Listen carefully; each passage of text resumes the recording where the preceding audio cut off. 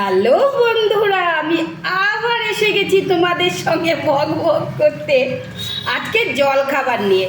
আজকে জলখাবারে এই দেখো বন্ধুরা, আমি এরকম গোবিন্দভোগ চাল আলু দিয়ে এরকম কুকার একটা স্টিম দিয়ে নিয়েছি, আর তার উপরে নিয়ে নিয়েছি এরকম মাখন। আজকে জলখাবারটা এক কথায় না জমে যাবে। অনেক দিন পর মনে হলো তোমাদেরকে আমি একটু খাওয়া দেখাবো। আর তার মধ্যেও করেছি বন্ধুরা এরকম পাঁপড়। সত্যি কথা বলতে বন্ধুরা, জানো তো, এইরকম খাবারও না কখনো কখনো খুব ভালো লাগে। তোমরা সবাই নিশ্চয়ই খুব ভালো আছো, আমিও ভালো আছি।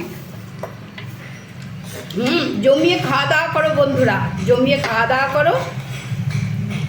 আর তেলে না মন ভালো থাকে।